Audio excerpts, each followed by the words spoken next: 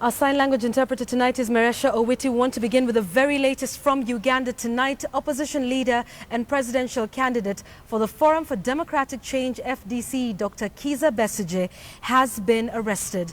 Besigye was arrested at a house where the opposition claims vote rigging was taking place.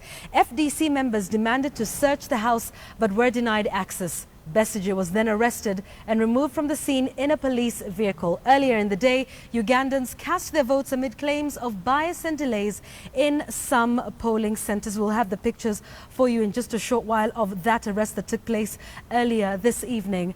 Over 15 million registered voters were expected to cast their vote in the legislative and presidential election. However, the opposition claims that the election was a mere sham, as some of their strongholds had not received ballot material way past voting time.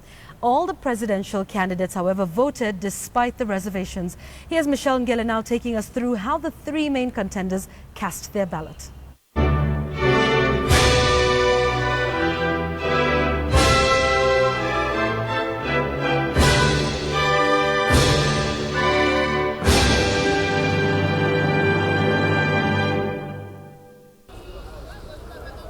Voters in Uganda went to the polls this morning to vote for the country's next president in what is considered to be the most competitive election since the advent of multi-party democracy a decade ago. The presidential campaign pits incumbent Yoweri Museveni, who has ruled the country for almost 3 decades, against 7 other candidates, including his former doctor Kizza Besigye and former Prime Minister Amama Mbabazi. And unlike past elections, Museveni faces a stiff challenge.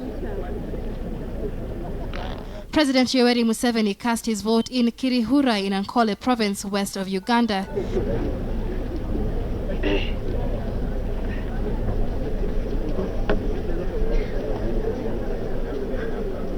Well, I have done my duty as a citizen. Previously, I did my duty as a candidate, so I'm a very happy person. Museveni's main challenger and former physician, Dr. Kizza Besigye, cast his vote in his home district of Rukungiri.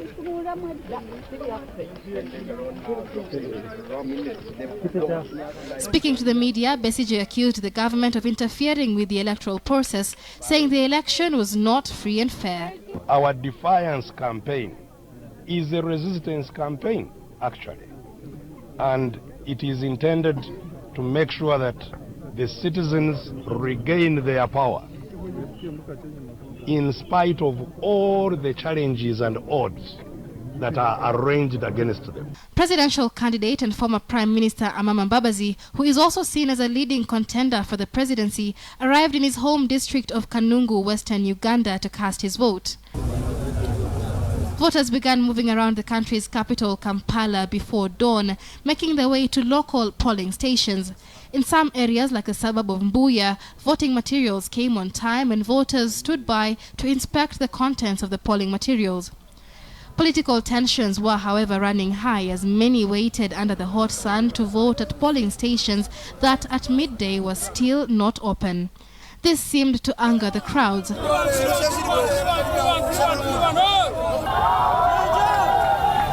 Many, however, said they would not leave until they cast their vote. Many also complained of an apparent shutdown of social media sites such as Twitter and Facebook. Some observers suspected it was to keep people from publicly gripping the late delivery of voting materials, while the opposition terms it as a means to hide electoral malfunctions. Many people, however, found a way around the controversial restrictions, including Mr. Mbabazi, who tweeted advice on how to do it. Incumbent Yoweri Museveni, on the other hand, was happy with the internet jam, saying that this would allow many social media addicts to vote. An opinion poll released in January showed the race tightening, with Museveni garnering 51% support, with Besigye at 32% and Mbabazi at 12%. And while the expectation is Museveni is likely to come out on top, the question is whether he can win enough votes to avoid a runoff. To win outright, he will need 50% plus 1 votes. Michelle Ngele, KTN News. All right, so we told you earlier in this bulletin about the arrest of opposition leader and presidential candidate on the FDC ticket. That's Dr. Kizza Besigye. That happened a little earlier this evening. He was at a house and he claimed that there was alleged vote rigging taking place there. These are the pictures of Dr. Kizza Besigye's arrest earlier this evening in Uganda. I want you to just listen in to what took place. Can you come here, please? I'm illegally here. How can I be illegally here? Come and take him home. Put him in the vehicle. Get him, please. Arrest me for what? And if you are arresting me, is my home a prison? Where are you? If you arrest me, I'm taking you home.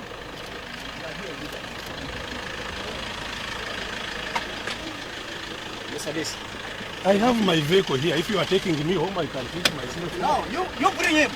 Push him inside. Close the door. And it ended with Besigye, opposition leader, being arrested, taken away by police.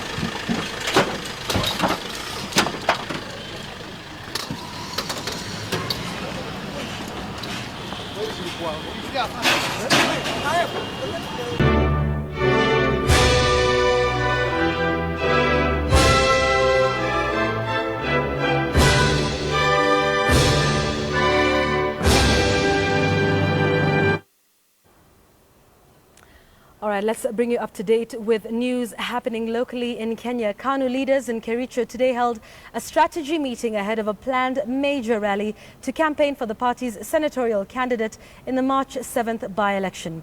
The rally comes a day after a similar one held by Deputy President William Ruto, which turned acrimonious as a section of the county's opinion leaders told the DP to his face that they will vote for the KANU candidate. Let's now join our reporter Murimi Mwangi in Kericho for more details. Now, this has been a strategy meeting bringing together predominantly opinion leaders affiliated to the KANU party. Of course, this in support of the candidate who will be facing off with JAP's Aaron Cheriot. KANU's candidate is Paul Sang, two times MP and a one-time health minister. And this strategy meeting, of course, happens barely a day after that visit by the Deputy President William Ruto just yesterday, where the meeting at some point turned acrimonious. Vile naibu wa rais alikuja, ninashukuru, isipokuwa alichelewa kwa wakati ambao hangekuja. Amekuja kama mambo imeharibika tayari. Maziwa imemwagika na iwezi choteka, sitaki kutanganya yeye. We are happy that wananchi were able to tell him very clearly. KTN Home and KTN News just got better. This after the Standard Group signed a partnership with Radio Africa's Bamburi TV. The 300 million shillings deal will see viewers across the two KTN channels on Bamburi TV, a free-to-view service which has multiple international channels with countrywide distribution. The country's pioneer of private broadcasting, Kenya Television Network, now KTN Home, has been setting standards for the local media industry since it was founded in the year 1990. Last year saw another first with the launch of a 24-hour news channel for the East African region, KTN News. And things are only getting better for viewers of KTN Home and KTN News, both owned by the Standard Group since the advent of digital broadcasting. The Standard Group has partnered with Lancia Digital Broadcasting, the operator of Radio Africa's Bamburi TV, a move that will raise the participation of KTN Home and KTN News in the digital TV space in the country. For the first time today, Kenyans are able to get on Bamburi TV, with the support of KTN, channels that up until now were only available on pay TV. We are packaging and bundling under Bamburi TV up to 30 channels, locally developed channels, and others that are international. But we have also had international channels packaged for us. So we're bringing it together initially up to 30 channels, and we expect that this will increase with time, and bundling them to give Kenyans a a large bouquet of choices that they can watch all sorts of TV. Viewers can now enjoy the dynamic and diverse content by KTN Home and KTN News on Bamba TV, a free-to-view service which was launched in December 2014. You can access Bamba through a one-off purchase of a set-top box currently retailing at 3,599 shillings, and thereafter enjoy free-of-charge programming for life. With this partnership, we will now be able to reach smaller targeted audiences much more effectively. We're excited that after the digital migration, we're now reaping the dividends of now getting into digital for the media, and as the country now moves towards digital. The 300 million shilling partnership will also give value for money for advertisers. We're hoping to aggregate audiences for advertisers so that the advertiser is looking for much more targeted audiences and looking for higher return on investment. By the end of this year, we will cover over 28 locations, making the partnership the biggest single digital television network in East Africa. Bamba has already rolled out 13 broadcast sites across the country with 70% coverage of television households. So, don't miss out on KTN Home and KTN News dynamic, diverse and unrivaled programming. Karibu tena kwenye taarifa zetu za KTN. Be it news or entertainment. If you have a Kiara and you are 20 years old, we tell you, oh my God, your Kiara is so nice, it's so soft.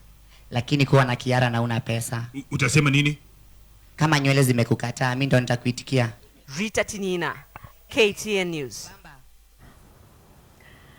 Yes, definitely. For all your news and entertainment, remember to keep it KTN and on Bamba TV from now on.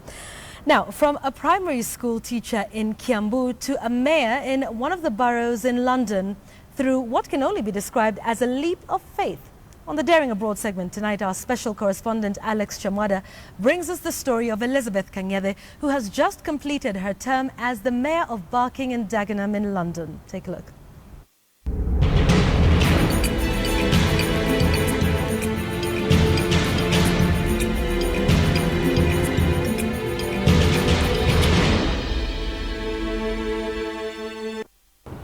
It is time for yet another dispatch of Daring Abroad. This time round from the UK, we are featuring a Kenyan who dared and became a councillor. Councillor Elizabeth Wanjiru Kanyede. She was the mayor of Barking and Dagenham. We'll tell you how she climbed the ladder, defied all the odds to become a mayor of this place. At the time of compiling this feature, she was in Kenya for holiday. But I was able to combine the two worlds. I visited my primary school the other day. I donated some books for them, and I supported the last year's KCP candidates. Her story is inspirational. A village girl, exactly, who went to school with no shoes. From a humble beginning to holding one of the highest positions in East London. The first 2010, we had 9 candidates, and I was the top. The tough ones was the Labour Party, which I represent. Then we had the Conservatives, which is the sitting government at the moment. We have the UKIP. I served until 2013. Then I went for the second term. Again, I won again. And that is the time when I was elected as the mayor. You know, the mayor is elected from amongst the councillors. London is divided into administrative divisions known as boroughs, with each borough headed by a mayor. There are 32 boroughs. But first, a little more background on Councillor Kanyede, a British citizen of Kenyan origin who has been living in the UK since 1999. Born in Githunguri, Kiambu, in the 60s. And I went to school, a local primary school in Kenya, in Kiambu, Kambui Primary School. Then I went to St. Anne's Secondary School, still in Kiambu. Then proceeded and trained as a teacher. I went to Machakos Teachers College and I trained as a P1 teacher. Councillor Kanyede says it is the scouting movement that propelled her into